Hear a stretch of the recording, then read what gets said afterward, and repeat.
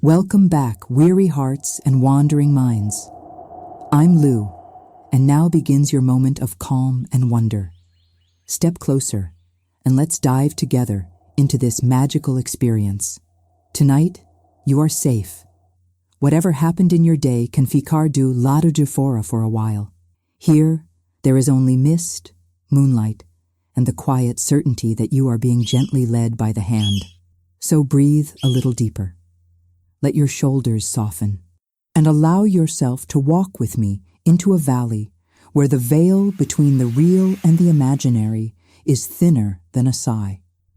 You walk through that valley now. The path under your feet is soft, almost soundless, as if the earth itself doesn't want to disturb your thoughts. The air is cool and tastes faintly of rain and iron, like the echo of a storm that decided to forgive the sky. Above you, twilight stretches into a silver-blue curtain, neither day nor night, only that beautiful in-between where anything feels possible. You hear water before you see it. A slow, steady murmur, like someone whispering a story just out of reach. And then the lake appears. It does not look like any lake you remember. Its surface glows with a pale, silvery light that doesn't come from the sun, because the sun is long gone. 2 moons hang above the world, one slightly higher than the other, their reflections painted across the water in soft, trembling lines. Mist rises from the surface in ribbons, curling around reeds and stones, brushing your ankles like a cat that already knows you. Boats drift across the lake with no oars, no ropes, no one to steer them, gliding as if they are obeying a memory instead of the wind. You notice your heartbeat slowing, not from sleep, but from a quiet awe. At your side walks Arthur. You don't remember when he appeared. One moment you were walking alone, the next there he was, as if the valley had simply decided you needed company. His hair is the color of winter clouds, his beard neatly kept, and his eyes. His eyes look as though they have watched centuries pass and learned to forgive all of them. He wears a cloak that smells faintly of wood smoke and lavender, and when he walks, the mist parts for him with gentle respect. For a while, he says nothing. Then, softly, his voice ripples through the air. Not all reflections show what is real, he murmurs, as if continuing a conversation you forgot you started. And not all mists are meant to hide. Some are born to reveal. His words fall into the lake like invisible stones, leaving delicate circles of silence behind them. You feel the sentence settle inside your chest, like a key slipping into a lock you didn't know you carried. You don't yet understand, but some quiet part of you leans closer. Your name here is John. You hear it the way only a true name can be heard, not with your ears, but with your whole being. John, Arthur says gently, and it sounds less like a label and more like a reminder. It reminds you of laughter you've forgotten, of promises you made to yourself before the world became loud. In that simple sound, you remember that you are a seeker, even if you don't always know what you are seeking. You notice the way your shoulders lift when he speaks, as though the weight you carry remembers how to be light. Beneath the moons, the mist grows brighter. Every breath you take seems to shimmer on the air, turning your exhale into a pale ribbon that vanishes slowly into the night. You smell damp earth, distant pine, and something sweet you can't quite name, like the scent of a childhood memory left on a windowsill. From somewhere among the reeds, a single bell chimes, soft and clear, even though you see no tower and no hand to ring it. The sound threads through your thoughts and gently unknots them, one by one. The more you listen, the more the noise of your ordinary life recedes, like waves retreating from shore. Arthur stops at the edge of the lake. The soil there is dark and cool, sprinkled with tiny white flowers that glow faintly in the moonlight, as if they drink silver instead of water. One of the boats drifts toward you with slow, deliberate grace, as though answering a summons that was never spoken aloud. Its wood is worn smooth by time, but unbroken, carved with unfamiliar symbols that look like swirling vines and fragments of stars. When the boat touches the shore, there is no splash, only a soft sigh, like relief. Arthur nods toward it. "This one remembers you," he says. You almost laugh. How could a boat remember anyone? Yet as you step closer, you feel a strange, gentle recognition, like walking into a room that still holds the warmth of your presence from long ago. The mist around the boat curls higher, wrapping around your calves in a cool, playful embrace. You reach out and lay your hand on the worn wood. It pulses faintly beneath your palm, as if the lake's slow heartbeat runs through it. You do not realize you are smiling until Arthur's eyes crinkle with quiet satisfaction. With a small nod, he steps into the boat first. The vessel barely shifts beneath his weight, accepting him with the same unquestioning grace. He turns and offers you his hand, not because you need the help, but because some crossings are meant to be shared. You place your hand in his, feeling the roughness of his skin, the warmth that contradicts the night air. As your foot leaves the shore and finds the boat, something inside you lifts from the familiar banks of your old certainty. You are not just crossing water, you are crossing a threshold. The boat glides away from land without a sound. No oars touch the surface, no ropes pull you forward. You simply move, as if the lake decided the direction for you. The mist thickens, wrapping around your shoulders and face with the softness of a shawl, cool and comforting. You hear the water murmuring against the boat's sides in a language you don't understand, but your heart answers anyway. Far behind, the shore fades, as if it were only ever drawn in charcoal. Arthur lifts a lantern you did not see him carry before. Its flame is not really a flame. It has no color, no heat, only a gentle radiance like bottled moonlight, like the glow behind closed eyelids when you remember something precious. The light does not push the darkness away. It invites it closer, softening its edges until the night feels like velvet. Within that halo, your own hands look quieter, more honest, as if they belong to someone who has done both harm and good and is ready to make peace with both. Arthur speaks again, voice low, almost a whisper. Avalon, he says, is not a place you find on a map. His gaze rests on the rippling reflections of the double moons. It is the moment when you stop demanding proof and start trusting what your soul has known all along. The words touch something tender inside you, some old fear of being foolish, of believing in things you cannot measure. You think of all the times you abandoned your own intuition because it did not fit on a chart or in a line of numbers. You feel suddenly how tired you are of explaining your heart to a world that only listens to noise. The lake does not ask for explanations. As you drift, the water beneath the boat grows brighter, as if a second sky lives under the surface. Shapes begin to form in the luminous depths, images that shift and overlap. You see a child running through a field of tall grass, laughing without checking who is watching. You see an older version of yourself standing at a crossroads, holding a dream in one hand and fear in the other, unsure which one to release. You see someone kneeling beside a small lantern, promising quietly to try again. These are not fantasies, Arthur murmurs, nor exactly memories. They are possibilities that brushed against your life and waited to be chosen. You kneel at the side of the boat, watching the water as if it were a living mirror. The faces you see are all you and not you. Lives you might have lived, choices you almost made, versions of your courage that woke up too late or just in time. The sight does not fill you with regret as you feared. Instead, it fills you with a strange, gentle hope. If time can hold so many branches, perhaps you are not as lost as you believed. The mist thickens higher now, veiling the distant shore. Sound grows softer, as if every noise is being wrapped in cotton and placed carefully in a drawer.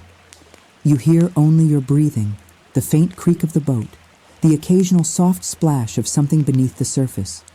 Even Arthur's presence feels lighter, as though his body is a lantern and his true self is the light within it.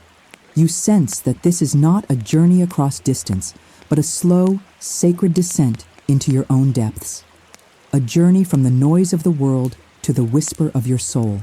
Then, in the glowing water, you see her. At first, it is only the outline of a figure standing on an invisible shore below the surface. The reflection is blurred by ripples, but you recognize the tilt of her head, the steady calm in her posture.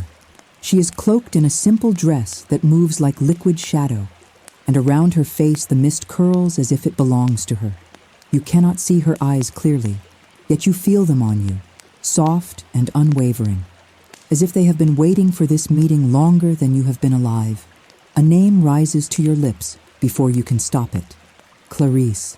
The moment you whisper it, the reflection sharpens. Her features come into focus, and you feel as though you are remembering her rather than seeing her for the first time.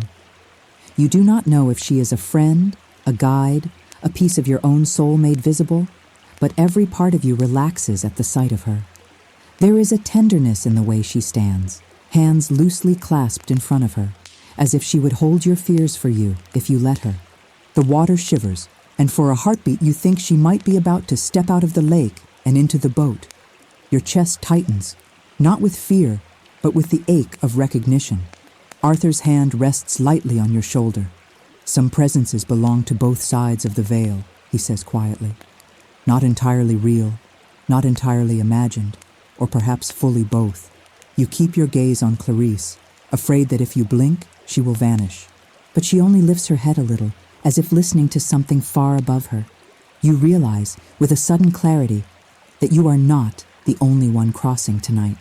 The moons begin to move. High above, the twin orbs shift toward one another, their light weaving into a single, brighter thread that spills across the lake.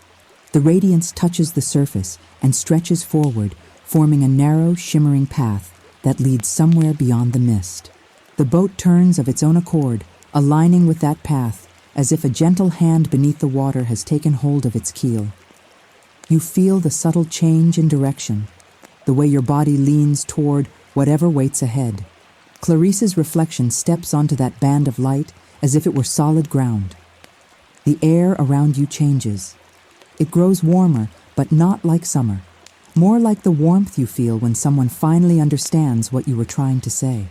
The scent of lavender deepens, mingling with something sharper. Sage, perhaps, or the memory of smoke from a ritual fire long extinguished. You hear a distant chant, soft and wordless, weaving in and out of the sound of the water. The space inside your chest, which has felt crowded for so long, suddenly feels wide and open, like a sky just after the storm breaks.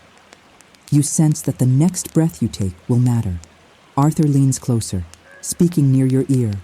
"John," he says, and the name is a blessing. The veil between the real and the imagined is not there to divide you.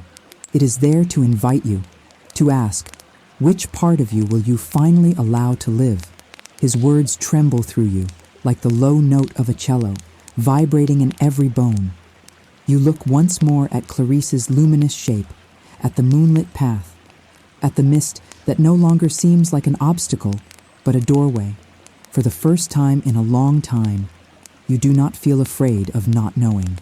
You feel ready. Not ready in the way of someone who has all the answers, but ready in the way of someone who is finally willing to ask the right questions. Who am I beneath all the roles I play? Which dreams did I abandon at the edge of ordinary life?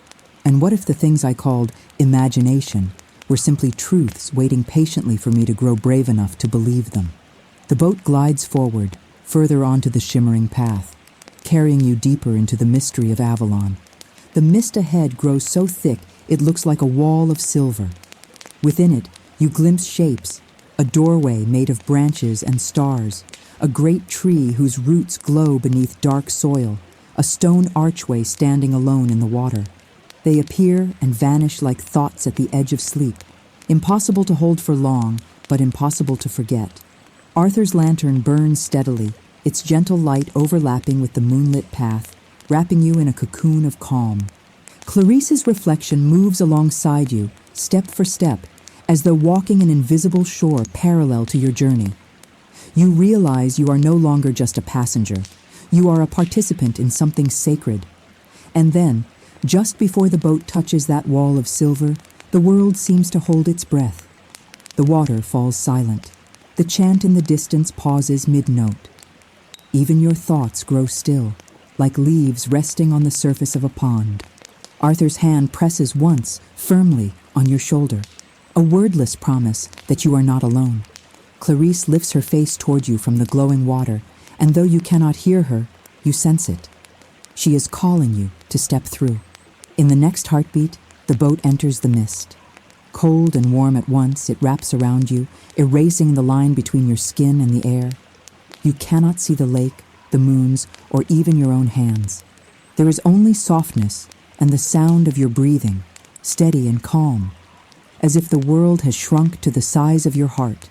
Somewhere within that silver silence, you feel a door you cannot see beginning to open. And as it does, you know that on the other side waits not just Avalon, but the part of you that has been dreaming of this crossing for longer than you remember. The boat glides on, and the veil shivers. But what you will find when the mist clears, that weary heart, is a secret the next chapter will gently reveal. You do not feel the moment the boat stops. There is no jolt, no scraping of wood against stone, only a soft stillness like a held breath. The mist that wrapped around you begins to thin, not by tearing apart, but by dissolving into light.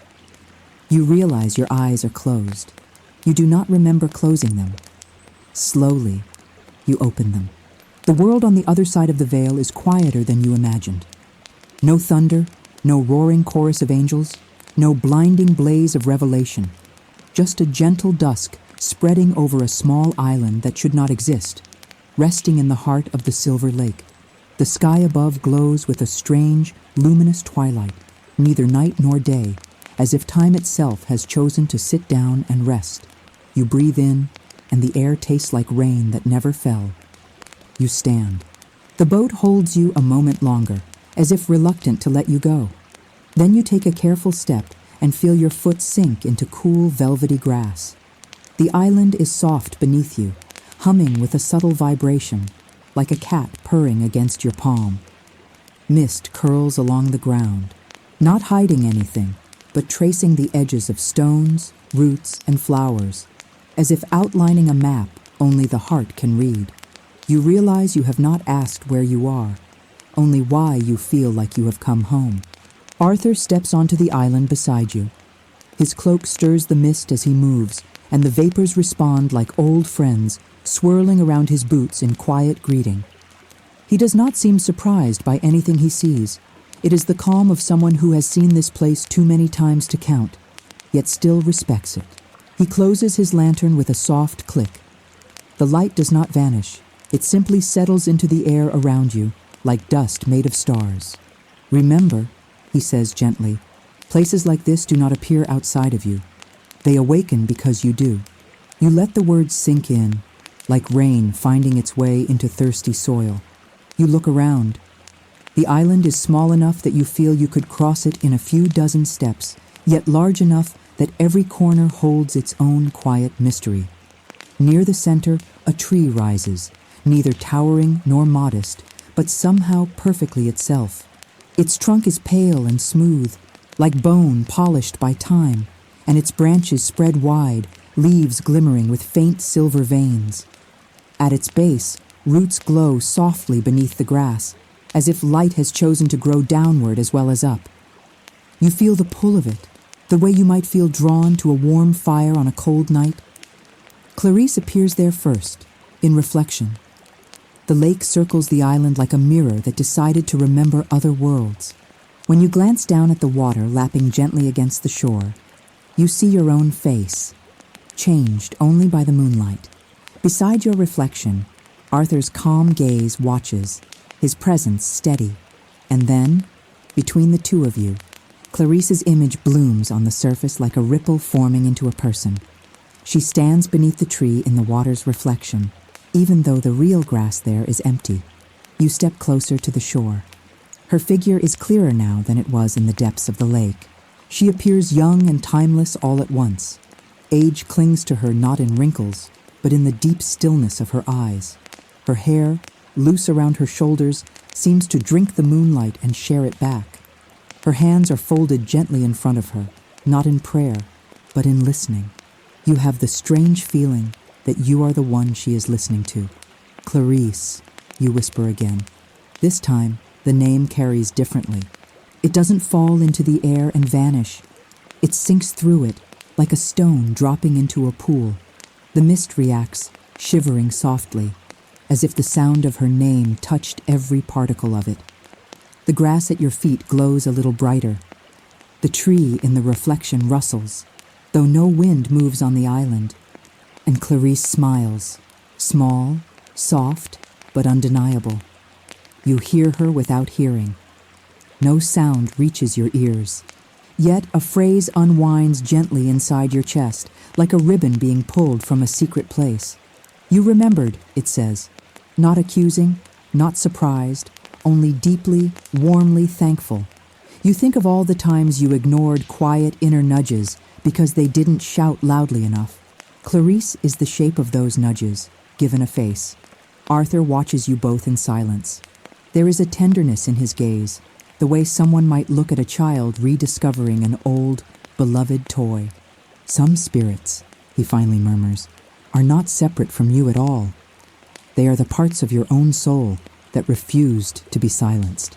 You keep your eyes on Clarice's reflection, feeling the truth of that sink in with a slow ache. How do I know who she is? You ask quietly. Arthur smiles. You do not need to know. You only need to remember. You kneel at the edge of the water.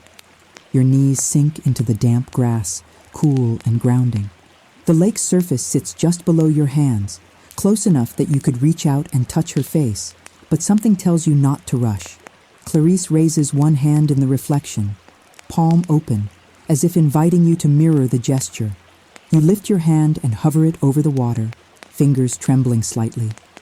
Mist curls up between your palm and the lake, a thin, trembling bridge of light. You feel it then, the moment the mist remembers your name. It is not just a sound. It is every thought you've had in the quiet moments before sleep. Every wish you never spoke aloud for fear of sounding foolish. It is the way your chest swelled when you first stood by the lake, feeling like the world was bigger than your doubts. The veil does not see John as the world does. It recognizes your longing, your questions, your stubborn, fragile hope. And in that recognition, you feel something inside you answer back. The island responds. The grass under your knees grows warmer, pulsing gently, like a heartbeat in the soil. Tiny lights begin to appear among the flowers, little orbs, no bigger than fireflies, drifting upward in slow spirals. They do not illuminate like lamps, they bless. Every object they touch seems more itself. The stones more ancient, the tree more sacred, the water more alive. Clarice's reflection glows softly in their presence, edges shimmering like a dream that refuses to fade. Arthur remains still, as if any sudden movement might disturb the sacred unfolding of this moment. Why am I here? You ask. The question leaves your mouth to find the sky. It feels too simple for such a strange place, but also like the only question that truly matters. You have asked versions of it before, in bus stops, in offices, in quiet kitchens at midnight. But here, on this island beneath double moons, the question does not echo emptily back at you. It lands, and the world listens. Arthur does not answer first. Instead, Clarice moves. In the reflection, she takes one step closer to you. The water beneath her feet ripples, yet she does not sink. She stands as if the lake is content to support her. Her eyes, though made of light and shadow, hold your gaze with startling clarity. And then a second ribbon of thought unfurls inside you, her voice, soft, familiar, almost like your own when you speak kindly to yourself. You are here, she says, because you finally stopped running from the questions that scared you. You swallow. The words strike something deep, somewhere past all your careful defenses. Memories flicker. Moments you distracted yourself to avoid feeling. Times you laughed everything off so you wouldn't seem fragile. Days when silence felt too loud. How many times did you sense a quiet doorway opening inside you, only to walk the other way because you didn't know what waited beyond? Now, standing at this literal and inner threshold, you realize this journey began long ago. The boat, the mist, the island. They are answers to invitations you barely knew you accepted. Arthur steps closer, his presence a steady anchor. Every soul, he says softly, reaches a turning place. Some arrive through suffering, others through silence. A few arrive because they finally grow tired of pretending they are smaller than they are. He gestures gently to the tree at the island's center. This place is where the turning begins. You rise slowly to your feet. The grass leaves faint marks of dew on your knees, like a blessing rather than a stain.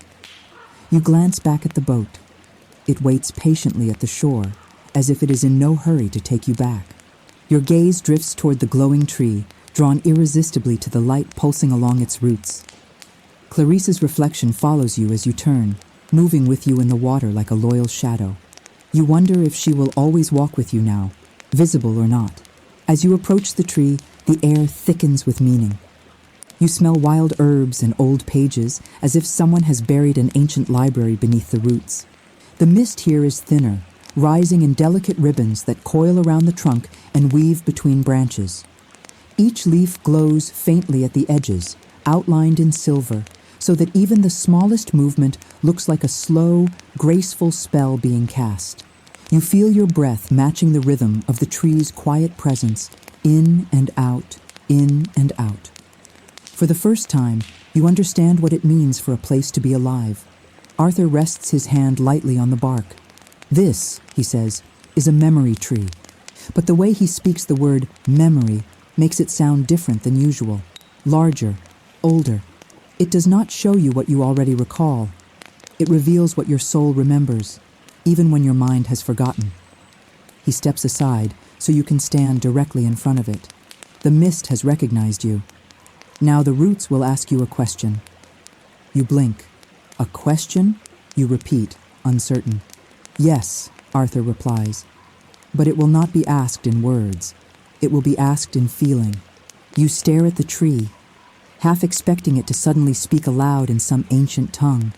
Instead, nothing happens.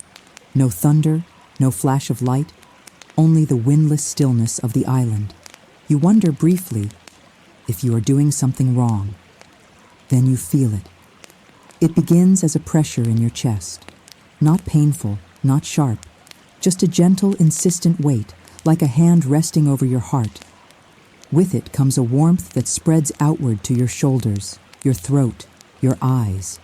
You feel the urge to close them, and when you do, images rise. A small room with a single candle, a window overlooking a field, a younger version of you tracing shapes on fogged glass. You don't hear a question, but you sense it. Simple, direct, impossible to avoid. When did you stop believing that you were allowed to be more than what others see?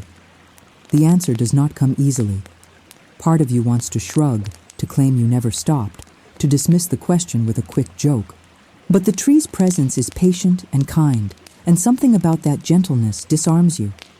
You remember being told to be realistic, to be sensible, to leave your fantasies for sleep. You remember the sting of laughter when you shared a dream that felt fragile and precious. You remember the first time you said, "It's nothing, really," about something that was everything to you. Your throat tightens. You open your eyes, blinking away the moisture gathering there.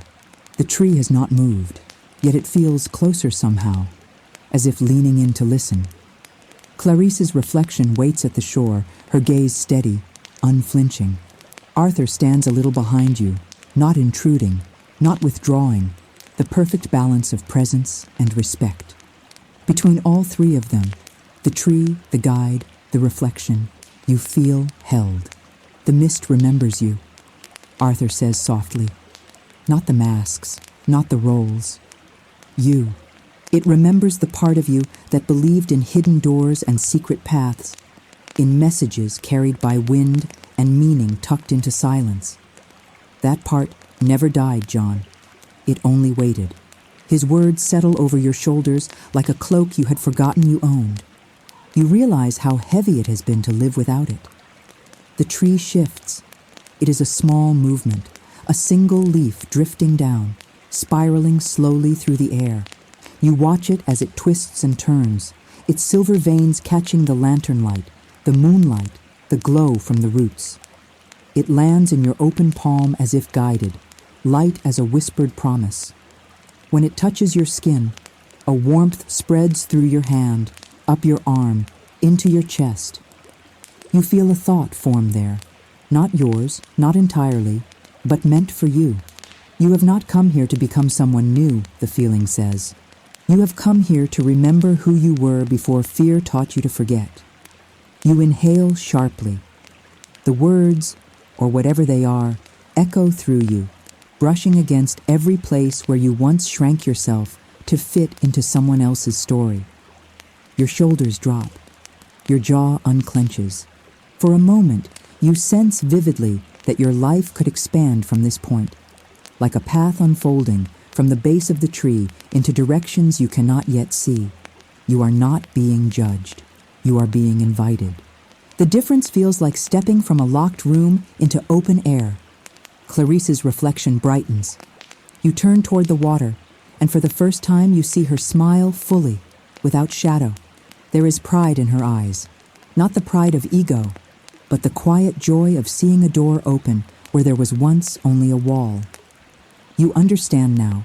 She is not asking you to be someone else. She is asking you to return to yourself. And Avalon, this island, this tree, they are all part of that return. Arthur clears his throat softly. This is only the beginning, he reminds you.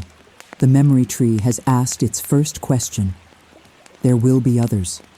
Some will hurt, some will heal. Most will do both. He gestures toward the far edge of the island, where the mist hangs in a thinner curtain, almost like a doorway of pale gauze. Beyond this island, the lake holds other paths, other reflections, and somewhere among them, Clarice is wading in more than just the water. You follow his gaze. Beyond the glowing roots and the silver grass, you see it now, a narrow, shimmering channel leading away from the island, cutting through the mist like a trail in the sky. The water there is darker, deeper, yet threaded with veins of light that pulse faintly, like distant stars. You know instinctively that following that route will lead you further into the mystery, not away from yourself, but deeper into the truth of who you are becoming. Your heart answers with a mix of excitement and a quiet, trembling fear. You are not sure which feeling is stronger, but both mean you are alive. You close your fingers gently around the silver leaf. It does not crumble. Instead, it continues to glow faintly, as if powered by your own heartbeat. You will need that, Arthur says. The path ahead can be confusing. This will remind you that you once stood beneath a tree that knew your name. You slip the leaf into the inside of your cloak, close to your heart. The warmth remains. The mist at the edge of the island stirs. It parts just enough to show you the beginning of that narrow channel, inviting and mysterious. You feel the pull of it, the way the lake did when you first approached, but stronger now, more personal. Clarice's reflection moves to stand at the mouth of the channel, half in mist, half in light. You cannot tell if she is beckoning you or simply waiting to see if you will come. Perhaps that is the point. Arthur steps back toward the boat. He does not force you. He does not point or push or urge. He simply waits, one hand resting on the vessel's edge, eyes calm and steady. For now, he says gently, it is enough that the mist remembers your name and that you have started to remember it too. His smile curves like a crescent moon. Tomorrow, we will see what happens when the moonlight remembers you as well. You stand between the tree and the water, the island's soft hum beneath your feet. You feel the weight of the leaf near your heart, the echo of the question it carried, the first stirring of answers not yet spoken. You are no longer quite the person who stepped into the boat on the other shore. Something has shifted, quietly, irrevocably, with the acceptance that you do not need permission to be whole. You look once more at Clarice, Once more at Arthur, once more at the mist that waits like an unwritten page. And in that luminous pause, you sense that the true crossing has only just begun. How you will step forward, whether you will trust the next path the lake reveals, whether you will dare to walk where your reflection leads. That is a secret the third chapter is already beginning to dream. The night does not deepen, it softens, as if the sky itself wishes to cushion your next breath, preparing you gently for whatever waits beyond the silver veil. You stand at the threshold of the island, where the mist thins into a shimmering corridor of pale light. The memory tree hums behind you, as if blessing your steps before you take them. You feel the weight of the silver leaf against your chest. It warms your skin through the fabric of your cloak, steady and reassuring, like quiet fingers resting over your heart. When you breathe, the leaf seems to breathe with you. An echo, a companion, a candle flame inside your ribs. Arthur watches you with patient calm, as though he has seen this exact moment many times, yet finds it sacred every single one. Clarice's reflection, faint but luminous, stands at the mouth of the watery corridor. She never forces your direction. She only waits. You finally step forward. The grass yields beneath your boots, whispering softly as if it knows you will not return the same. The mist shifts, folding aside like silk being drawn gently from a window. You hear the quiet sigh of the boat as Arthur steps into it behind you, steadying its weight. You pause only once more, glancing back at the island. The memory tree glows like a lantern made of living roots, a reminder that beginnings often look like endings when seen from the other side. Arthur speaks softly. Do not hesitate, John.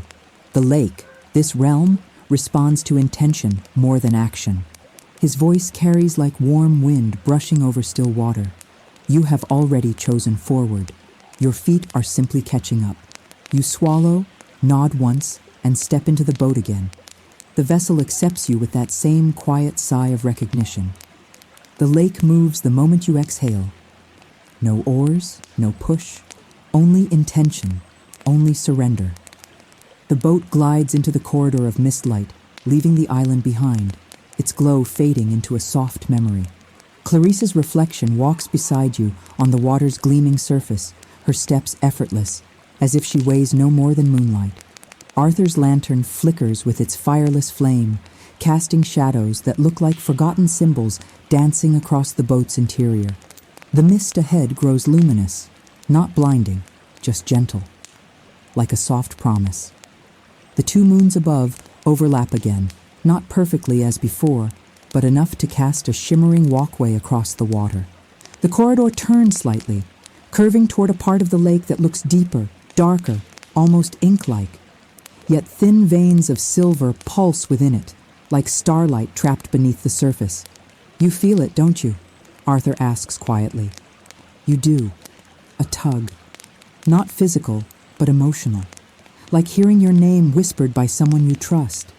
The lake is guiding you not by force, but by resonance. You realize that every breath you take shapes the water around you in small ways. Ripples that glow faintly with each exhale. Clarice's reflection slows. She stops walking ahead of the boat and turns toward the dark water. Her silhouette brightens, as if the darkness itself recognizes her presence. With a slow, graceful motion, she lifts her hand and presses her palm against the lake's surface. The water glows beneath her touch, pulsing outward in a perfect circle of light. Arthur inhales deeply. The mirror of the unlived paths, he whispers. Your heart stirs. What? Arthur does not look away from Clarice. Some waters show who you are, others show who you were. But this reveals who you could have been if fear had never rewritten your choices. A chill slides down your spine, not frightening, but awakening. You feel the boat slowing, guided by the pull of the illuminated circle Clarice created. The water grows clear beneath you. Not clear like ordinary lakes, clear like memory. Scenes begin to form beneath the surface, swimming into focus with a dreamlike slowness. You see a version of yourself laughing loudly, unrestrained, head thrown back under a sky full of stars. You see another version painting at dawn, brushes scattered, colors wild, eyes lit by something you haven't felt in years. You see yourself sitting with a friend, someone you never reached out to, sharing a truth you once swallowed. You feel both awe and ache. Arthur speaks with the softness of someone who understands. Regret, he says, is not punishment. It is a lantern guiding you to what still matters. You lean forward, hands gripping the sides of the boat. The reflections shift again. Now you see versions of yourself walking away from moments that hurt too deeply. You see paths where you spoke up, paths where you stayed silent, paths where you were brave, paths where you were small. Then you see something else. A shadowed shoreline beneath the water, the reflection of a place you've never been in waking life. Tall trees with silver leaves, a narrow bridge of stone, and standing at the center, Clarice. Not her reflection, her true form, her cloak darker, her posture steadier, her eyes heavy with knowledge. She is waiting on that reflected shore, not calling you, not reaching for you, simply waiting with the patience of someone who knows destiny always arrives exactly on time. Your breath catches. Is that her? Arthur nods gently. Clarice is not just a guide. She's a guardian of a threshold you once promised to cross. Only you forgot the promise. She did not. The boat shivers. The water beneath it glows brighter, pulling you closer to the reflection of that distant shoreline. But the moment your fingertips hover over the water's surface, the scene ripples. Clarice's reflection steps into view again, blocking the deeper path. She raises her hand slowly, not in warning, not in refusal, but in invitation. Her gesture is a promise. When you are ready, I will show you. The mist thickens again, swirling around the boat. The reflections blur. The distant shoreline fades. The mirror of the unlived paths closes like eyes going gently to sleep. Arthur places a hand over yours on the boat's rim. Do not rush, he murmurs. Awakening is not a race, it is a remembering. The boat glides forward into another curtain of silver mist. This one feels different, lighter, like walking through a memory rather than a place. Your heartbeat slows, your breath steadies. The leaf near your chest glows once, twice, in quiet reassurance. When the mist parts again, you find yourself at the edge of a new clearing on the water. Floating lanterns drift in slow circles. Dozens of them. Their flames are the color of moonlit honey. Each one flickers gently, lighting the surface of the lake without revealing what lies beneath. Arthur smiles at the sight. The lanterns of forgotten guidance, he says. They appear only when a seeker begins to trust the path more than they fear it. You look at him, startled. So, I'm trusting it? He chuckles softly. You are here, aren't you? A lantern drifts toward the boat. It bumps lightly against the wood, as if asking permission to join the journey. Arthur lifts it carefully and hands it to you. The moment your fingers close around it, the lantern warms, brightening slightly. You feel something shift in your chest. Not pain, not sadness, not confusion, but recognition. As if the lantern knows something about you that you have not yet remembered. Clarice's reflection stands nearby on the water, glowing faintly like a moon fragment. She gazes at the lantern in your hands, and for the first time, she bows her head. Not to Arthur, not to the lake, to you. The bow is small, graceful, filled with meaning you cannot yet grasp. Arthur inhales softly. She honors you, he says, for taking the first step willingly. You blink. The first step? Oh yes, Arthur smiles. There are many more, but this was the one your soul feared the most. The lantern's flame flickers as if agreeing, and then, from somewhere deep within the mist ahead, you hear it. A soft hum, layered and ancient, like 1,000 whispered prayers woven into a single melody. Clarice lifts her face toward the sound. Arthur straightens. You feel your pulse quicken, for the lake is about to reveal the next path. But what shape it will take, what truth it will show, and who you will become as you cross it. Those are secrets the fourth chapter is already beginning to unfold. The hum grows stronger. At first, it is only a vibration in the air, like distant thunder softened into a lullaby. Then it becomes something more, something that seems to move through the mist, stirring it the way breath stirs a sleeping child's hair. You feel it against your skin, a gentle shiver along your arms, as if the sound recognizes you. Arthur lifts his head slightly. That, he murmurs, is the calling song. Very few hear it with clarity. Even fewer follow where it leads. Your lantern flickers, glowing in soft pulses that match the rhythm of the hum. Clarice's reflection stands still on the water, listening, eyes half-lidded, expression serene. The melody weaves around her like a silvery ribbon, tugging gently at the edges of her form, as if trying to lift her from the reflection and shape her into something more solid. The boat slows. It glides into a still stretch of the lake where the water is dark and glass smooth, reflecting the double moons with perfect clarity. The surface looks like a doorway made of night. Mist coils in thin, wandering strands, revealing only pieces of the world at a time. The edge of a stone archway, the curve of a distant shore, the suggestion of something ancient beneath the surface. Arthur lowers his voice. We are entering the listening waters. You swallow. Listening. To what? He looks at you with an expression both tender and solemn. To the truth that has been calling your name long before you had the courage to hear it. The melody deepens. It becomes layered. Low tones that vibrate through your bones, higher ones that move like wind through crystal bells. It is not human, but not inhuman either. It feels old, like something carved from the first breath the world ever took. Clarice steps forward in the reflection. Her hand rises, palm facing the lake. The water underneath her glows from within, shimmering in ripples of soft light.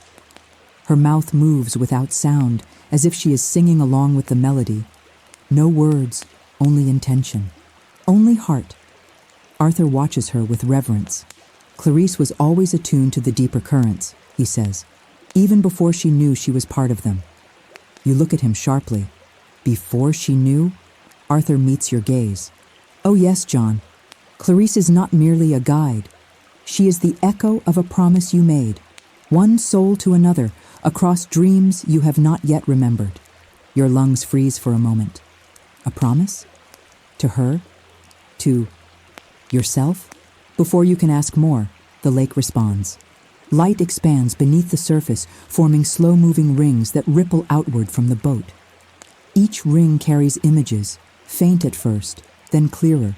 Shadows walking through forests, hands lighting candles at dawn, a figure standing at the edge of a cliff, cloak whipping in the wind, a lantern raised high, and two moons watching like guardians in the sky. Your breath trembles. Arthur, are these memories? He shakes his head gently. No, they are invitations.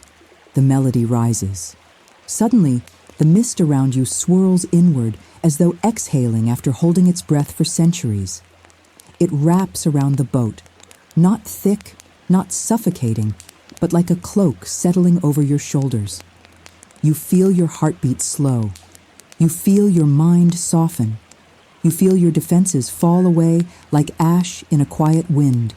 And through the mist, a whisper reaches you. Not from Arthur, not from the lake, not even from Clarice. It comes from somewhere deeper, inside the space between your ribs, inside the part of you that listens even when you pretend not to. Come, just one word, soft, welcoming, firm. Clarice's reflection lifts both hands now, reaching towards something only she can see. Her shape brightens, the mist around her shimmering like tiny stars. Her face turns toward you, not urging you, not pleading, but inviting you to trust what you already feel. You step to the front of the boat. The lantern in your hands glows warmer, golden light spilling across your fingers. Arthur does not stop you. He simply watches with the patient confidence of someone who knows the outcome, but never spoils it. The boat drifts forward on its own, guided only by the song. The water below becomes impossibly clear. You see your reflection, but it is not quite you. The reflected John stands with his shoulders straighter, his gaze steadier, his breath deeper. He looks like someone who has stopped apologizing for existing. Someone who knows his place in the story, even if he doesn't know every chapter yet. Then a second reflection appears beside him. Clarice. Not the shimmering echo walking on the water, but the true Clarice. Solid, present, real. Her hand rests over her heart. Her eyes are bright with a mix of affection, recognition, and quiet grief. Your chest tightens. Arthur places a steadying hand on your back. You're seeing the moment your paths first intertwined, he murmurs. You whisper, I don't remember this. He nods. You're not supposed to remember with your mind. You must remember with your soul. The melody deepens, blooming like night flowers opening to moonlight. Then the lake shows more. You see the two of you, seated side by side beneath a massive tree that looks like the memory tree but older, roots spreading like veins of light across the earth. Something heavy rests between you. A book made of dark leather, locked with silver clasps, its cover carved with the shape of two intertwined moons. Clarice touches the book with trembling fingertips. You place your hand gently over hers. Your reflected selves speak words you cannot hear. Arthur whispers, the Book of Threads, the record of soul promises. Every traveler leaves something written in it. Your pulse thunders. What did we write? Arthur's eyes soften with deep sadness and deeper hope. That, he says quietly, is what you must now rediscover. Suddenly the reflections blur, the lake trembling as if shaken by a silent wind. Clarice's reflection becomes brighter, too bright, until her form dissolves into a pool of silver light on the water. Arthur grips the edge of the boat. It is beginning, he murmurs. The mist is choosing how to reveal the next path. The melody changes. The gentle hum deepens into a resonant chord that vibrates the air around you.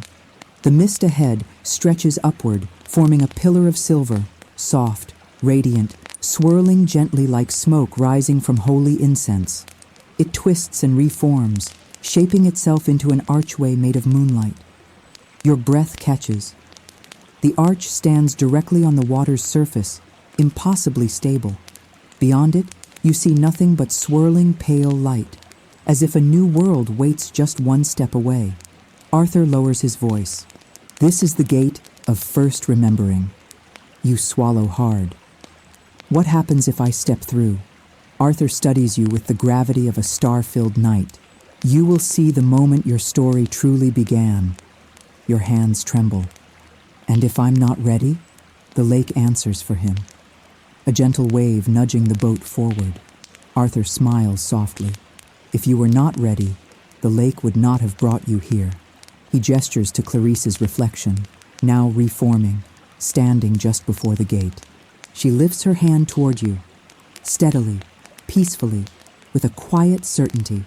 Arthur's whisper is a thread of truth. Go, John. The next step is yours. You stand before the archway of mist and moonlight, heart pounding, lantern warm against your palm, the silver leaf glowing faintly near your heart. The lake is silent, waiting. Clarice is waiting. Your soul is waiting. And the gate hums with light, ready to show you the first truth you ever promised yourself. Whether you step forward, whether you dare to remember, that is a secret. The 5th chapter is already weaving in silver threads. The arch of mist and moonlight shimmers before you. It rises from the lake in a slow, silent pulse, as if drawing breath. Pale strands of silver coil upward, weaving themselves into an elegant curve, neither solid nor fluid, but something between. The 2 moons cast beams of pearl-white light through it, illuminating the surface beneath your feet. You step closer. The air around the arch feels different.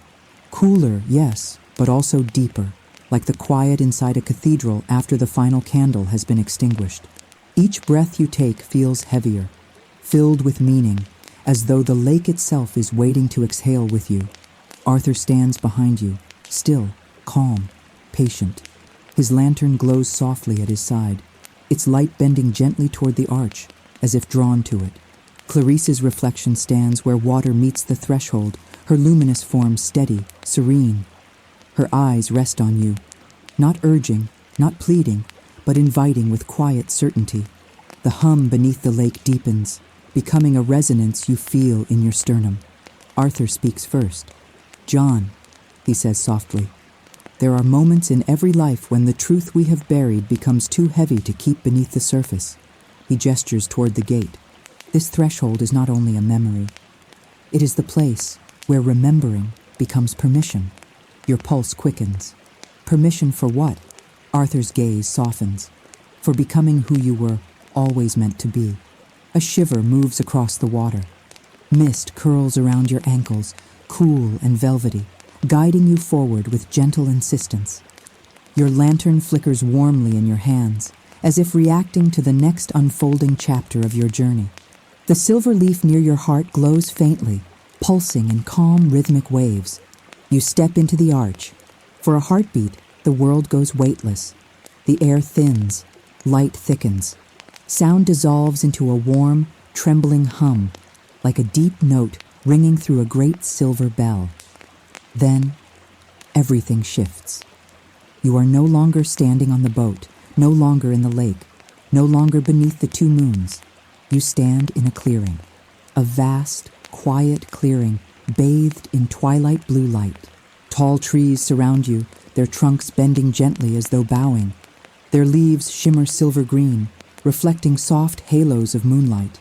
The air carries the scent of pine, lavender, and something sweet, like honey warming over a slow flame. In the center of the clearing stands a stone pedestal, simple, circular, ancient, and resting upon it is the book you saw in the reflection, the Book of Threads. Its leather binding is dark, almost black, with silver clasps holding it closed. Symbolic markings, curves, spirals, twin moons, woven lines, are carved into its surface with delicate precision. The book seems both impossibly heavy and feather-light, as if filled not with ink, but with meaning. Your breath catches. "Is this—" Arthur's voice answers from behind you, even though you didn't hear him step through the gate. "Yes, John, this is where it began." You turn to face him. His cloak stirs gently, despite the still air. His face is solemn, but not afraid. He carries the expression of someone who knows a secret, but respects the weight of its unveiling. Clarice steps forward from the mist, not her reflection, not a shimmer. She appears in full, real form, solid, luminous, ethereal. Her bare feet touch the grass as though greeting an old friend. Her eyes, deep, warm, ancient, find yours instantly. A tremor passes through your chest. "Clarice."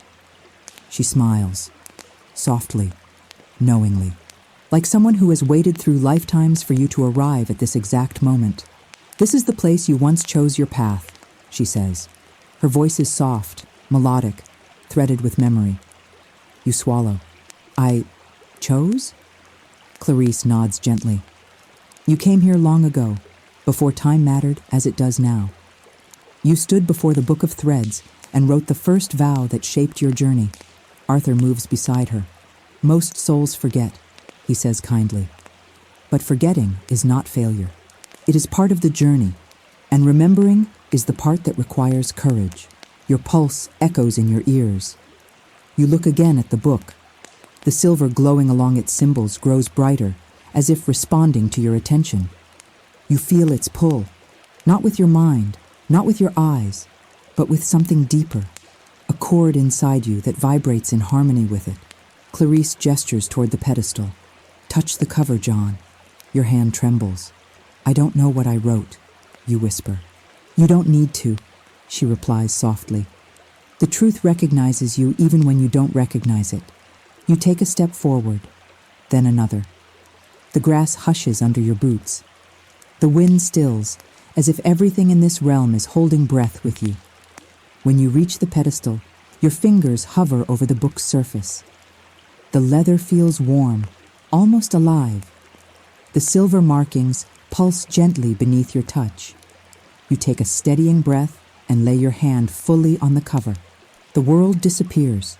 No sound, no ground, no sky. Only light, blue, silver, white, moving through you like water, whispering, showing, unveiling. You see yourself younger, standing on this same pedestal, hands steady, eyes clear. Clarice beside you, guiding without speaking. Arthur behind you, watching with the solemn pride of a mentor. Your younger self places a hand on the book and begins to write, but you cannot yet see the words. They blur, dissolve, scatter like tiny stars. Arthur's voice echoes from afar. Not all truths reveal themselves at once. You are seeing the beginning, but the vow itself is still hidden. You must remember in pieces. The vision softens. You are back in the clearing, hands still on the book. Clarice stands near you, her presence grounding, calming. She whispers, "Open it." Your pulse stutters. "I'm afraid." She steps closer, placing her hand gently over yours on the book's cover.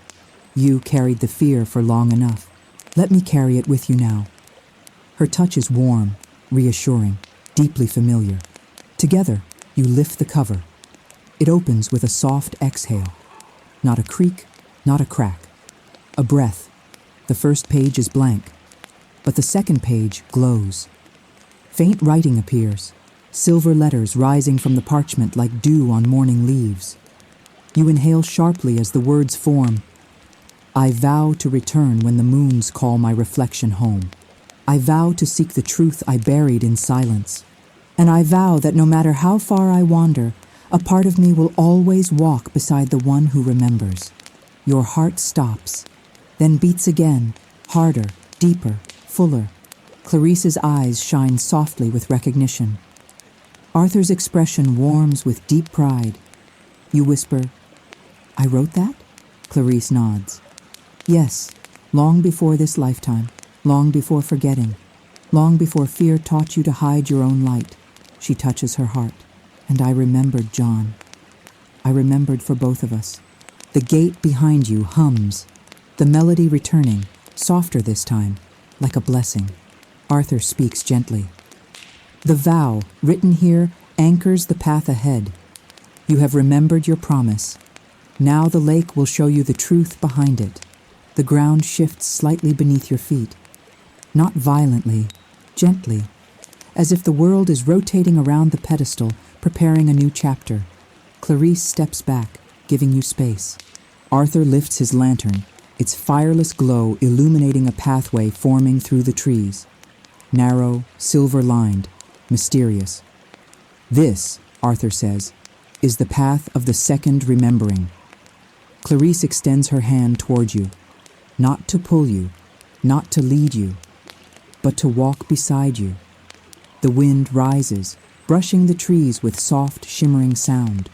The moons brighten. The air deepens with meaning. You close the book of threads gently. It glows under your palm. The vow humming like a quiet flame in your chest. And as you step away from the pedestal, hand in Clarice's, heart steady, lantern warm, you feel it. The truth waiting in the next chapter. A truth older than this world. A truth you once promised to face. What form it takes, and what it awakens within you, is a secret. The 6th chapter is already whispering into shape. The clearing grows hushed behind you. Not silent, just listening. As if the trees, the grass, the very air are paying attention to your next breath. Clarice's hand rests lightly in yours, warm and steady, grounding you in this strange twilight realm where truth feels closer than your own heartbeat. Arthur's lantern glows beside you, the flame without fire bending toward the path ahead, as if eager to begin the next revelation. The silver-lined trail opens between the trees. It is narrow, subtle, woven from strands of moonlight and whispering mist. Roots gleam beneath the soil like memories buried but not forgotten. Leaves shimmer overhead, their edges catching the glow of the double moons, each one shaped like a half-remembered dream. Arthur nods toward the path. This is where the vow begins to unfold. he murmurs. You have remembered its words. Now you must remember its meaning. He steps forward, and the mist parts for him like a curtain pulled by gentle hands. You follow. Clarice walks beside you, solid, present, alive in a way that makes the air shift slightly around her. You feel her presence at the edge of your awareness, not pressing, not demanding, only steady, as though she is the echo of a truth you once trusted with your entire being. The deeper you walk, the more the forest changes. Trees grow taller, their trunks smoother, marked with faint spirals that pulse like breathing wood. The path curves gently, not in confusion, but in guidance, like a hand resting lightly on your back. Mist drifts through the branches, carrying with it hints of lavender, rain, and something warm you can't identify. Something like the scent of a promise. Arthur suddenly speaks. Clarice? He says softly. Would you show him? Clarice's steps slow. She looks at you, her eyes shining with a softness that feels like recognition from another lifetime. Then she lifts her free hand and touches the trunk of a nearby tree. The forest responds instantly. Light blooms from within the tree, a glow that travels from trunk to branches, branches to leaves, leaves to the surrounding air, until the entire grove pulses softly, like a heart remembering its rhythm. Mist thickens between the trees, not obscuring, revealing. Images begin to form within it. You watch as the silvery haze shapes itself into figures, two silhouettes standing face to face beneath a canopy of shimmering leaves. One of them is unmistakably Clarice. The other, your chest tightens. It is you, not as you are now, but younger, brighter. Your posture relaxed, confident, as though the world had not yet asked you to shrink to fit it. The younger you lifts a hand and places it gently over Clarice's heart. Clarice mirrors the gesture, her hand over your younger chest. The mist visions blur slightly, then clarify. Arthur speaks in a near whisper. Watch. This is the memory your vow was born from. Your breath halts. The silhouettes lean gently forward, not in romance, not in longing, but in an exchange of truth. You hear nothing, yet somehow you understand everything. Your younger self whispers something into Clarice's ear. She answers with a soft, luminous nod. Then you both place your hands over your own hearts. And the mist brightens, too bright to see, too bright to think, a flare of silver like the first spark of a holy fire. The vision dissolves, the forest returns. Mist drifts once again as if nothing happened. But your chest is tight, breath soft and shallow, your whole being trembling with a truth you felt but still cannot fully grasp. Arthur steps closer. This, he says gently, was the moment you made your vow to seek truth, no matter how many lifetimes it took. He glances toward Clarice, and she vowed to walk beside you, even when you forgot her. Your throat thickens. I made her wait for me? Clarice steps in front of you. Her expression holds no accusation, only deep understanding. You did not leave me behind, she says softly. You wandered. Every soul wanders.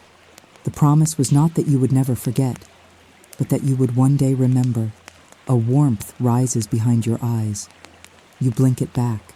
Clarice's presence feels like both comfort and challenge, the way truth often does. Arthur begins walking again. Come, he says. There is more to see. You follow him through the shifting silver forest. With each step, the mist thickens into new images, some fleeting, some sharp, some that sting with familiarity. A younger you sitting by a river, throwing stones as though trying to lighten a burden. Clarice kneeling beside you, brushing dirt from your hands with gentle patience. The two of you lighting lanterns beneath twin moons, standing at crossroads, one illuminated, one dark, whispering promises into cupped hands, releasing them like fireflies into the night. It becomes clearer. Your paths had intertwined long before this moment, long before this lifetime, long before you forgot. You pause suddenly, breath catching. A new vision rises from the mist, one more vivid than the others. You see yourself standing at a cliff's edge, wind whipping your cloak. Clarice behind you, eyes full of quiet fear. Arthur farther back, watching with the calm sorrow of a mentor who cannot interfere. You lift your hands toward the sky, toward the two moons aligned perfectly above you. You speak, not in fear, not in despair, but in fierce clarity. You vow, if I ever lose my way, if I ever forget why I began, let the moons call my reflection home. Let the mist reveal what I hid. Let the one who remembers guide me back. Clarice's eyes shine with unshed tears. Your younger self steps toward her, lifting his hand to her cheek. She leans into the touch. The vision dissolves. You stand still in the forest, chest rising and falling with deep, trembling breaths. Clarice touches your arm lightly. You did not fail, she whispers. You only forgot. And remembering is the bravest path of all. Arthur clears his throat softly. The second remembering ends here, he announces gently. You now understand why the vow was made, but not yet for what purpose. He gestures to the forest ahead. The trees part slowly, branches bending outward, mist drifting aside, revealing a new clearing bathed in pale blue moonlight. At its center stands something breathtaking, a stone well, but not an ordinary one. The stones glow faintly, carved with ancient runes. Mist swirls above it like smoke. Light pulses within it like a heartbeat. Arthur's voice grows solemn. This, he says quietly, is the well of unspoken truths. Clarice steps closer to the well, eyes soft. This is where your vow will reveal its meaning. Your breath catches. The well hums, soft, low, ancient, vibrating through the air like a secret awakening. Arthur turns to you. John, he says, the next truth will not show itself until you are willing to face what you left unsaid. Your fingers tighten around the lantern. Clarice extends her hand toward you again, not to guide you, not to push you, but to walk beside you. The wind stirs. The moons brighten. The mist glows softly. And the well waits, ancient, patient, holding the next piece of your forgotten story. What you will see when you look into it. What truth will rise to meet your reflection? What vow you once made that still trembles beneath your ribs? Our Secrets, the 7th chapter, is already beginning to stir in the depths. The clearing hushes around you, not out of fear, out of reverence, as though the trees themselves understand that what stands before you is older than time, deeper than memory, and more intimate than breath. The well of unspoken truths hums softly in its stone cradle, silver runes glowing with a pulse that matches your heartbeat. Mist coils in slow spirals above it, rising and falling like the chest of someone asleep. Arthur steps forward. His lantern brightens, bending its fireless light toward the well, as though acknowledging an ancient companion. Clarice remains at your side, close enough for you to feel her warmth, yet giving you the space to steady yourself. Her presence is a gentle reassurance, like the memory of a hand you once held and never quite forgot. Arthur's voice drops to a reverent hush. This well reveals what was once true and what still aches to be spoken.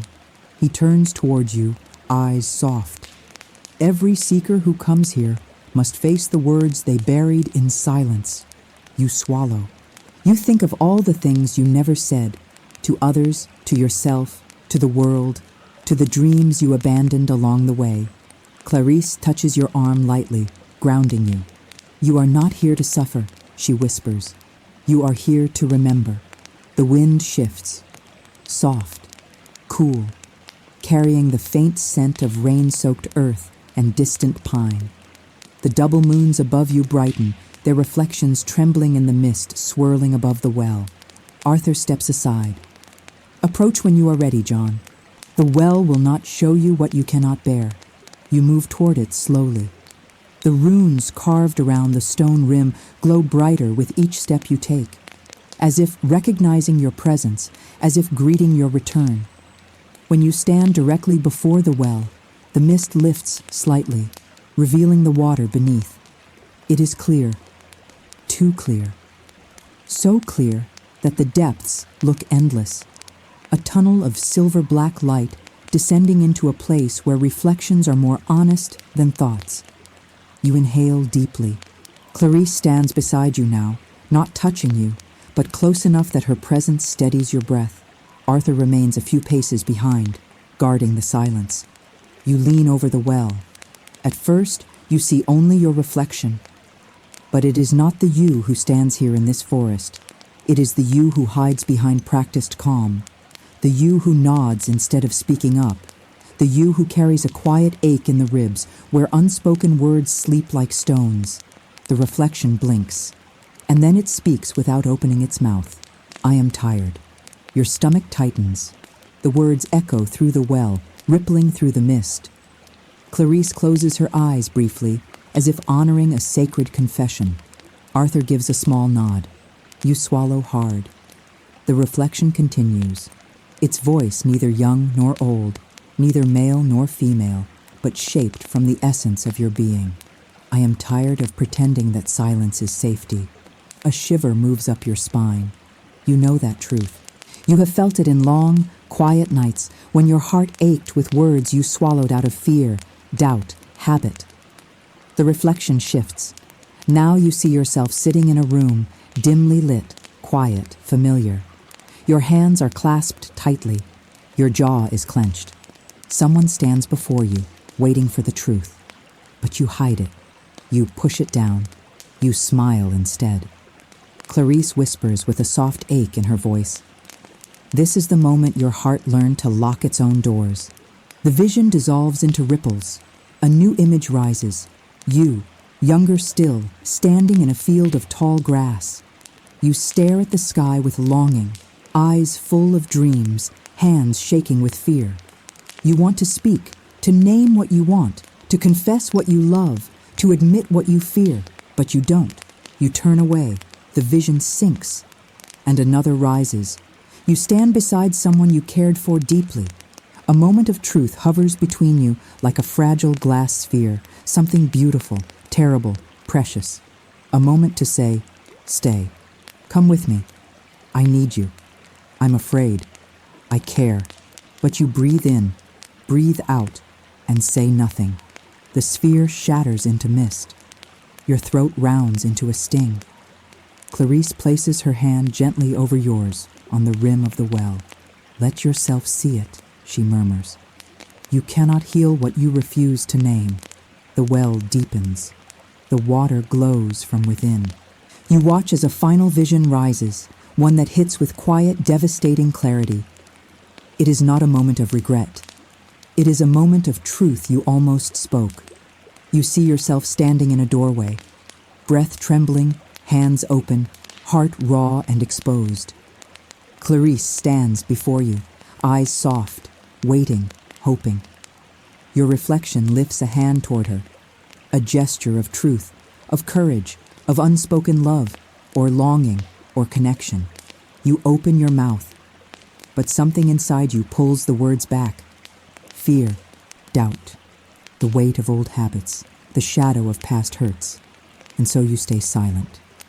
Clarice's reflection dims, not hurt, not angry, but patient, endlessly patient. You gasp softly as the vision dissolves. Your real Clarice steps closer, placing her hand over your heart. Her voice is steady, warm, achingly gentle. John, the truth you left unspoken was not about love lost or choices wrong. It was the truth of your own worth. Her eyes shine with quiet conviction. You believed you had to earn belonging, earn affection, earn a place at someone's side. She shakes her head softly. You never had to earn what was already yours. Arthur steps beside you. The well shows not to shame you, but to free you, he says. What you could not speak then, you may speak now. The well hums brighter. A deep, melodic resonance. Its surface shifts.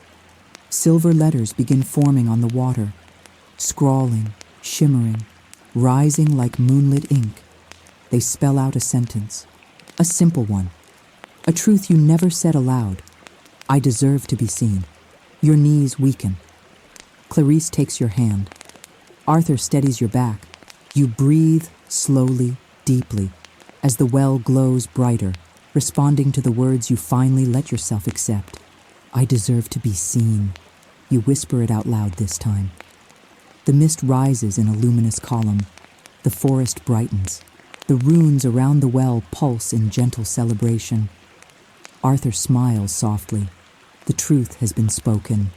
Now the well is satisfied. Clarice squeezes your hand. You have taken the step most seekers run from. The mist begins to shift, revealing a new path. A narrow bridge of silver stone materializes from the well's far side, arched, elegant, delicate as moonlight woven into form. Arthur lifts his lantern. This, he says quietly, is the bridge of origin. It leads to where your vow was born, and to the truth of who you were before fear dimmed your light. You inhale. Clarice's eyes meet yours, steady, glowing, inviting. The bridge gleams softly, the moons align, and the path ahead waits, patient and luminous. What you will find at the other end, the origin of your vow, the truth Clarice has held for you, the part of yourself you buried deepest. Our secrets, the 8th chapter, is already weaving from mist and memory. The bridge appears as though it has always existed, waiting in silence for the moment you would finally be ready to see it. A slender arc of silver stone, smooth as moonlit water, stretches across the lake in graceful stillness. It glows faintly beneath the double moons, each stone inscribed with symbols too ancient for language, yet familiar to something deep within you. The mist parts around it as though bowing. Clarice stands beside you, her hand still holding yours, warm and steady. A reminder that even in a realm of shifting truths and forgotten vows, you are not walking alone. Arthur lifts his lantern, its flame that is not a flame bending toward the bridge like a flower leaning toward sunlight. His voice is soft, reverent. This is the bridge of origin. Only those who have faced their unspoken truths may walk its length. You swallow hard. The air feels different now, heavier, thicker, but not oppressive. More like the quiet before a revelation. Clarice steps a little closer. Her voice is a fragile melody, threaded with warmth and something softer still. John, whatever you find on the other side, you will not face it alone. You nod, breath trembling. The bridge waits. You take your first step. The stone beneath your boot warms instantly, responding to your presence. A soft glow spreads outward from the place you touched, like a ripple of light, as though the bridge is waking with each step you take. Mist flows below you in slow rivers, swirling like silver threads pulled through a loom of moonlight. Shapes drift within it, shadows of memories, echoes of choices, versions of yourself you almost became. You do not look down. Not yet. Clarice walks at your side, her steps silent, her presence steady as breath. Arthur follows behind at a respectful distance, his lantern light guiding the mist aside so the path stays clear before you. The bridge hums, a low vibration beneath your feet, like a heart beating beneath the stone. Clarice speaks in a whisper only you can hear. The bridge is alive, John. It shows what you once were before forgetting became your armor. Before you can ask what she means, the mist below shifts, clearing, opening, revealing a memory. You see yourself as a child, not in this world, in your old one. Sitting beneath a wooden table, knees to your chest, holding a small lantern made from paper and string. You whisper stories into its flickering light, stories no one else ever hears. You were unafraid then, unashamed, boundless. You believed the world listened to you. That imagination was a doorway, not an escape. Clarice gazes at the vision with deep tenderness. This was the first time your soul reached outward, searching for its reflection. Your chest tightens. Because you remember the moment the lantern tore, the moment your voice caught in your throat, the moment someone laughed, and you grew quiet. The mist shifts again. Another memory rises. You stand on a hill older than this lifetime. 2 moons hang above you, aligned in perfect harmony. Your cloak flutters in a wind that smells of sage and ancient stone. Clarisse stands beside you, younger, brighter, light flickering around her like dawn breaking through shadow. She holds a small silver vessel. You hold the book of threads. You open it to a blank page. Clarisse dips her fingers into the vessel and draws a symbol on your palm. 2 moons entwined, circling an open eye. Arthur speaks from behind the vision. Not to it, but to you in the present. This is the night your vow was forged. The night you offered your reflection to the moons, in exchange for the truth you were afraid to lose. You watch the vision John write on the page, but the ink glows too brightly to see the words. Clarisse's reflection lifts her gaze toward the sky, tears in her eyes, hope in her posture. Your younger self touches her hand, a gesture of trust, of partnership, of soul recognition. The vision dissolves, mist returns. Your breath shakes. I don't remember this, you whisper. Clarisse turns to you, and her gaze holds no judgment, only truth. Memory is not the same as knowing, she says. You knew me before you remembered me. She touches her heart. I knew you long before you returned. Your steps slow. You realize the bridge beneath you is changing. The mist clears ahead, and the stones begin to glow more intensely. Not silver, but pale blue, like frozen moonlight. Arthur steps forward. You are approaching the midpoint, he says solemnly. The bridge of origin reveals more than memories. It reveals who you are when you stand without fear. You inhale softly. What lies at the midpoint? Arthur's answer is simple. Truth. Clarisse squeezes your hand gently. Brace yourself, John. The bridge shows not only what you have forgotten, but what you tried not to see. The mist below twists sharply. A new vision rises, not from the past, not from a forgotten lifetime, but from a truth buried deep inside you. You stand alone in darkness. Your hands reach out, seeking something, light, warmth, belonging. But the darkness feels endless. You call out. No one answers. You call again. Still silence. Not abandonment, not rejection, just isolation. Clarisse breathes in sharply beside you. Arthur lowers his head. This, he says quietly, is the moment you built your first wall. Your voice breaks. I didn't want to be alone, Clarisse answers gently. You were never alone. You only believed you were. The darkness in the vision trembles. Then, softly, a spark appears, small, faint, flickering. Your younger self kneels in the darkness, cupping the spark with trembling hands.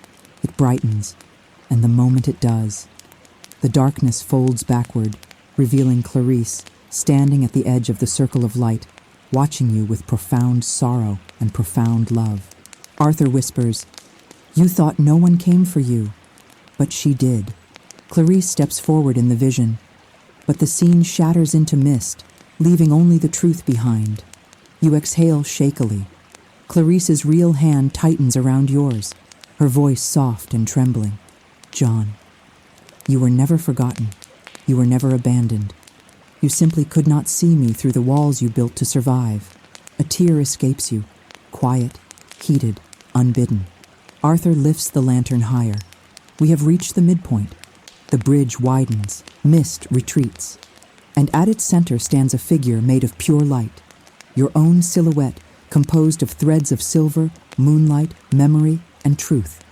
It turns toward you, reaching out a hand. Your breath halts. Clarisse steps closer, her voice a trembling whisper. This is you, John, as you were before fear, before forgetting, before silence. Arthur speaks, voice deep with reverence. To cross the bridge, you must touch your original self. You stare at the glowing figure. It waits, patient, still, filled with a quiet, unbreakable strength that feels both foreign and utterly familiar. You lift your trembling hand. Clarisse whispers, "Touch him." Arthur murmurs, "Remember him. The figure extends its luminous hand toward you, and the moment your fingers make contact, everything erupts into light. Moonlight, mist, memory, vows, shadows, truth, all rushing through you at once. And what you see, what you become, what you remember, is a revelation the 9th chapter already holds like a trembling flame.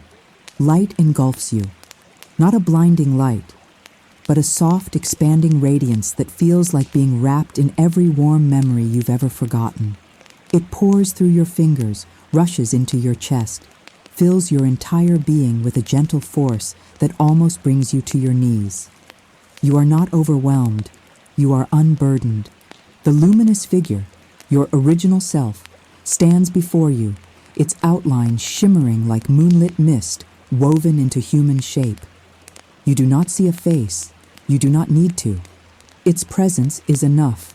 It feels like the version of you who never feared speaking truth, the version who trusted intuition more than doubt, the version who walked toward possibility instead of shrinking from it, the version who believed in destiny without apology. You breathe out, slowly, shakily, as if releasing years of silence with that single exhale. Clarice steps forward.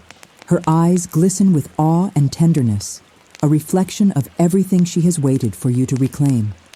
Arthur's lantern glows brighter, casting curved patterns across the bridge as though honoring a sacred reunion. The luminous figure lifts a hand. You feel no pull, no pressure, only invitation. When you finally place your hand in its palm, the entire bridge hums beneath you. A vibration of truth, a tremor of coming revelation, a heartbeat not of stone, but of identity. Your original self steps closer. And then something extraordinary happens. You hear a voice, not with your ears, with your ribs, with your spine, with the part of your soul that used to speak before the world taught it to stay quiet. The voice is yours, clear, strong, resonant. I never left.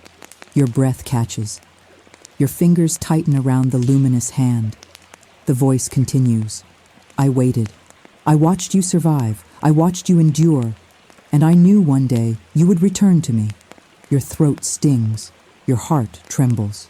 Clarice steps closer, her voice soft as fog. You were never broken, John. Only divided. Only separated from yourself. Arthur nods with solemn pride. The veil did not hide the truth from you. It hid you from the truth, until you grew strong enough to face it. The luminous figure releases your hand, only to lift both arms and place one radiant palm over your heart. Warmth floods through you. Your knees almost buckle. You are suddenly aware of every version of yourself you have ever been. The child with the paper lantern, the seeker under the twin moons, the one who stood on the cliff and vowed to remember, the one who wandered, the one who hid, the one who yearned, the one who forgot, and now, the one who has begun to remember. Clarice watches the light pour into you, her expression tinged with quiet relief, as if watching a long-awaited healing finally begin. Then the luminous figure speaks again, voice like moonlit water sliding over stone. Come see what you once promised. It steps back, motioning you forward. Mist parts. The bridge extends into a shape you've never seen before. A circular pattern carved into the stone, glowing with spirals, lines, and arcs that resemble constellations you've only ever seen in dreams. Arthur inhales deeply. This is the circle of invocation. Clarice whispers, the place where your vow was sealed. Your luminous self walks into the center. The patterns brighten beneath its feet. You follow. Each step pulses through your bones, like touching forgotten memories stored in the marrow. When you reach the circle, the runes ignite in ripples, lighting up one by one, like ancient stars remembering their names. The luminous figure raises its hands. Light pours from its fingertips, forming words in the air. Symbols. Fragments of the vow you once wrote in the Book of Threads. Clarice gasps softly. Arthur lowers his head in reverence. The vow appears fully now. glowing, hovering in the moonlit air before you.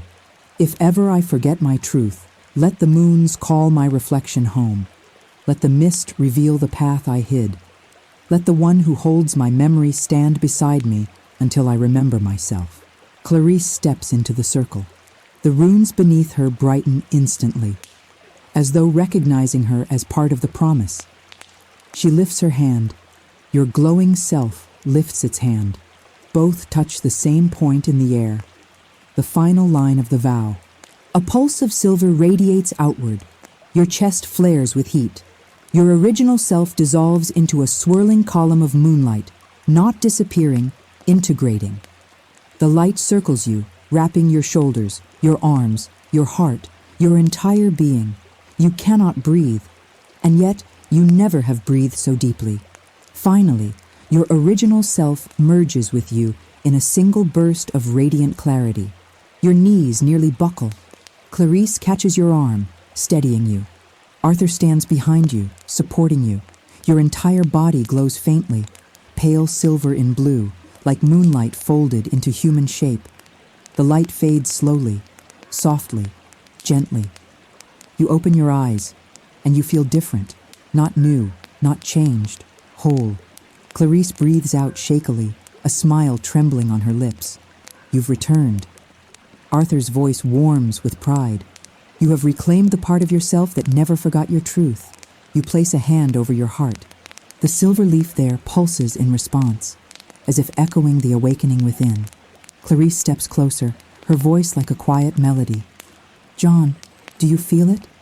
You nod, tears prickling your eyes. Yes. Clarice smiles softly.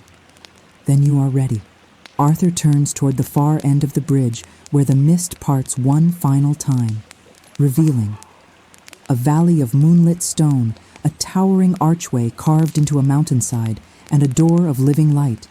Arthur whispers, the door of symphony, where the final truth sings itself into memory. You inhale. Clarice takes your hand. Arthur lifts his lantern, and the path ahead opens like a promise kept. What waits beyond that glowing door? What truth you are about to hear? What memory you bury deeper than all the rest? What final revelation Clarice has carried for you? Ikem are secrets. The 10th chapter is already humming into being. The bridge narrows again as you approach its far end, its silver stones glowing softly beneath your steps, as though lighting the path in quiet farewell. The air grows warmer, more vibrant, charged with a sacred anticipation that hums at the edges of your senses. You feel it before you see it. A resonance, a vibration that is neither sound nor silence, but a third thing. Something that exists only in the liminal space between breath and meaning. Clarice walks at your side, her hand warm in yours. She feels steadier now. Not a reflection, not a guide, but a presence woven into your story by threads older than memory. Arthur follows behind, lantern held high, its fireless flame shimmering like a heartbeat. The mist parts gradually, and then you see it, the door of symphony. It stands carved into a mountainside of pale moonstone, towering over the valley like a sacred relic. Intricate patterns, spirals, arcs, constellations flow across its surface, weaving together in luminous harmony. Lines of soft blue and silver move through the stone as though alive, pulsing in time with the rhythm of your breath. At its center, a circle of pure light turns slowly, like an eye opening, like a memory waking. Arthur's voice is low, reverent. Here lies the final remembering, the truth that shapes all others. Clarice steps forward, her cloak brushing the ground in a whisper of soft shadow. Her eyes shine with an emotion you cannot name, but instantly recognize. She turns to you. Before we cross this threshold, she says gently, you must understand something. You swallow. Your pulse quickens. Clarice reaches up and places her palm over your heart. Her touch is warm, steady, unshakable. John, the vow you wrote was not only meant for your journey, it was meant for ours. Her words tremble in the air. You open your mouth to speak, but she lifts a hand, silencing you with a single breath. There is one truth you have not remembered, a truth older than this lifetime, older than the lake, older than Avalon itself. She steps back, and the light on the door brightens in response. Arthur raises his lantern. The door of symphony, he explains, reveals the harmony between souls, the way their threads weave together across lifetimes, worlds, and choices. He gestures delicately. It will not show you what you expect. It will show you what your soul knows. Your chest tightens. Clarice extends her hand toward you again. "Come, John," she whispers. "See what you once knew so clearly." You step forward. The door hums. A deep, resonant tone vibrates through your bones. Like the soft strike of a great celestial drum, the circle of light begins to widen, slowly, as though inviting you to enter. Clarice walks beside you. Arthur remains behind, standing guard at the threshold. As he has always done in every truth, in every lifetime. You and Clarice step into the circle of light. Everything shifts. The world dissolves into sound, not noise, not melody, not music, a symphony of memory. Thousands of faint tones rising and falling, woven into a single breathtaking harmony. You feel it before you see it. Threads of light swirling around you, each one vibrating with a different note, a different emotion, a different fragment of your story. Clarice stands at the center of it, her form luminous, woven from the same threads as the symphony. You stare in awe. "Clarice, what is this?" She smiles softly. "This is how Avalon remembers us." The threads swirl faster. Images begin to emerge within them, scenes layered like reflections on water. You see yourself walking through a temple of silver stone, Clarice beside you, younger, laughing softly under twin moons. You see yourselves studying ancient scrolls beneath the memory tree, its roots glowing like fire beneath soil. You see the two of you standing on that moonlit cliff, the moment the vow was born, your hands pressed together, your reflections aligned in the lake below. And then you see something new, a vision you have never glimpsed before. A hall of crystalline pillars, a ceremony older than language, a circle of guardians, their cloaks shimmering with starlight. Clarice and you stand at the center. Arthur stands behind you both, younger, his eyes bright with solemn pride. A voice echoes from above. Two reflections become one path, bound not by fate, but by choice. Clarice lifts a silver fragment, a half-moon pendant, and places it over your heart. You place the matching fragment over hers. Light explodes. Threads intertwine. Your souls become luminous twins. You gasp in the present. "Clarice, we were..." She nods. "Yes, John, we were bonded seekers." Her voice trembles. "Partners in every lifetime. Reflections of one vow. Two threads woven into one purpose." Your throat tightens painfully. "I didn't remember you." Her smile is soft and sad. "You weren't meant to. Not until you were strong enough to carry both truths at once." You take a shaking step toward her. "And the vow was for us?" She nods. "Not just for you to remember your truth, but for us to find each other whenever the mists parted enough to guide us home." The symphony swells. The threads of light tighten, spiraling around the two of you until your forms glow with shared radiance. Arthur's voice echoes from outside the circle. "You have remembered the final truth. Not all bonds survive forgetting, but yours endured." The harmony reaches its peak. Clarice steps closer, touches your face with both hands, her thumbs brushing your cheeks. Her voice is barely a breath. "John, you found your way back. Your heart stirs with something deep, raw, and ancient." You lift your hand to her cheek. "I never meant to leave." Her eyes shine with tears, silver, glowing. "You never did." The symphony softens. Light dims. The threads unwind, settling into the air like falling stardust. You and Clarice stand together, your foreheads touching, breath shared. Arthur steps into the circle, lantern held low. His voice is full of satisfied reverence. It is done. The vow has been remembered, the bond restored, the journey complete. The door of light behind him fades, closing gently, as though protecting the truth now living inside you. Clarice takes your hand. Arthur nods, and the mist moves, slowly, to guide you home. Home not to where you came from, but home to where your soul can walk whole again.